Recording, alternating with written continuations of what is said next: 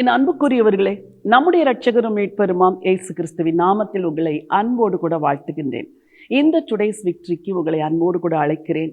உங்களில் அநேகர் இந்த செய்திகளின் மூலமாய் ஆசீர்வதிக்கப்படுகிறீர்கள். ஆசீர்வதிக்கப்படுகிற பலர் இந்த செய்தியை நீங்கள் டவுன்லோட் செய்து பிறருக்கு அனுப்புகிறீர்கள். நல்லது.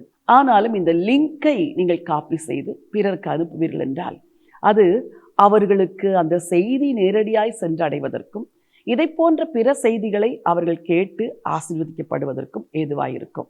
இந்த சேனலை சப்ஸ்கிரைப் செய்யும்படியும் அவர்களுக்கு சொல்லுங்கள். அது இன்னும் ஆசீர்வாதமாயிருக்கும். சரி, இன்றைக்கு ஒரு குறிப்பிட்ட காரியத்தை குறித்து நாம் தியானிக்கவிருக்கின்றோம்.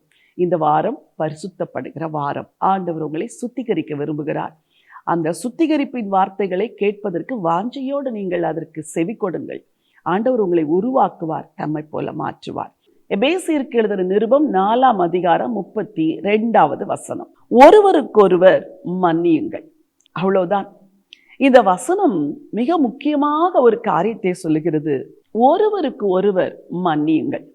பொதுவாக குடும்ப உறவுகளிலே 2 பேர் சண்டையிட்டுக் கொள்வார்கள் என்றால் யார் தாழ்மையோடு இருக்கிறார்களோ அவர்கள் தான் முதலாவது வந்து மன்னித்து சரி என்று சொல்லி பேச வருவார்கள். கணவன் மனைவிக்கிடையிலே சண்டைகளும் சில சமாதான குறைச்சல்களும் வருவது இயற்கை.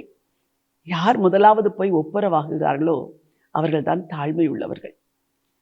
என்ன நடந்தாலும் நான் ஒப்புரவாக மாட்டேன், அந்த நபர் தான் என்னிடத்தில் வந்து மன்னிப்பு கேட்க வேண்டும் என்று நினைக்கிறவர்கள் பெருமை உள்ளவர்கள். தேவன் பெருமை உள்ளவர்களுக்கு எதிர்த்து நிற்கிறார், தாழ்மை உள்ளவர்களுக்கு கிருபை தருகிறார். நன்றாய் கவனித்து பாருங்கள். யார் சீக்கிரம் போய் ஒப்புரவாகிறார்களோ, என்னை மன்னித்து விடு என்று கேட்கிறார்களோ அவர்கள் வாழ்க்கையில் அதிகமான கிருபை விளங்குவதை நீங்கள் பார்ப்பீர்கள். இங்கே ஒருவருக்கொருவர் மன்னியுங்கள் என்று தேவன் கூறுகிறார். எப்படி மன்னிக்க வேண்டுமா? வசனத்தின் முன்பகுதியை வாசிக்கிறேன். கிறிஸ்துவுக்குள் தேவன் உங்களுக்கு மன்னித்தது போல வசனம் சொல்லுகிறது. ஒருவருக்கொருவர் தயவாயும் மன உருக்கமாயும் இருந்து கிறிஸ்துவுக்குள் தேவன் உங்களுக்கு மன்னிக்கிறது போல ஒருவருக்கொருவர் மன்னியுங்கள். இந்த மன்னிக்கிற இந்த சுபாவம் தேவனுடையது. தேவன் தான் எல்லாரையும் மன்னிக்கிறார். ஆகவே ஒருவருக்கொருவர் தயவாயும் மன உருக்கமாயும். அதன் பொருள் என்ன?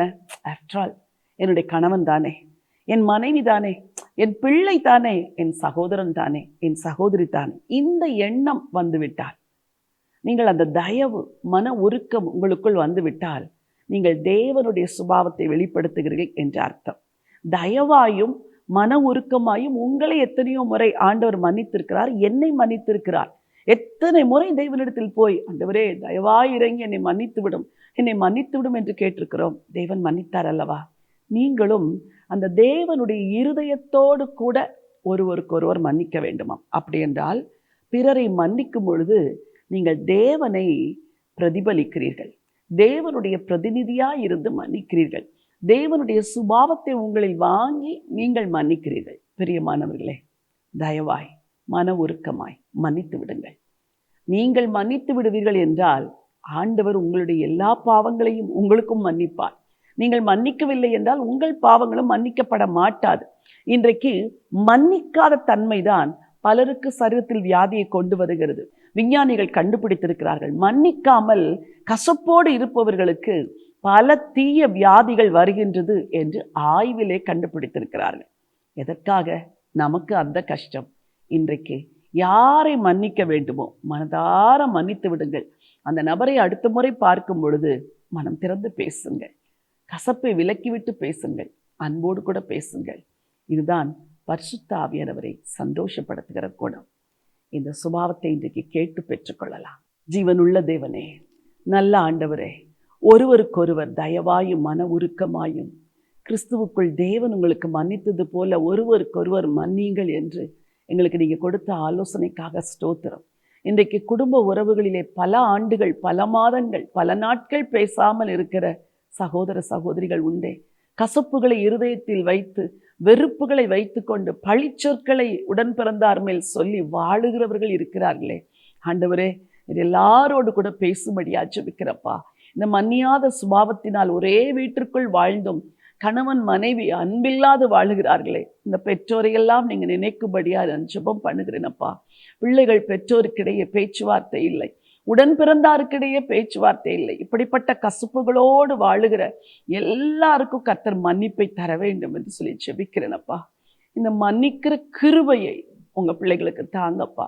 மனதார எல்லாரையும் மன்னித்து மனப்பூர்வமாய் நேசிக்கத்தக்க ஒரு சுபாவத்தை இன்றைக்கு தரும்படியா ஜெபிக்கிறேன். மீட்பர் இயேசுவின் நாமத்தில் பிதாவே, ஆமென். பிரியமானவர்களே, மன்னியாத குணம் அரிப்பிளவையை போல உங்கள் வாழ்க்கையை கெடுத்து விடாதபடிக்கு ஒருவருக்கொருவர் தயவாய் மன உருக்கமாய் மன்னித்து விடுங்கள். பரிசுத்த ஆவியானவர் மனம் மகிழுவார். இந்த நினைவோடு இந்த நாளை துவங்குங்கள். இந்த நாள் ஒரு வெற்றி நாள். God bless you.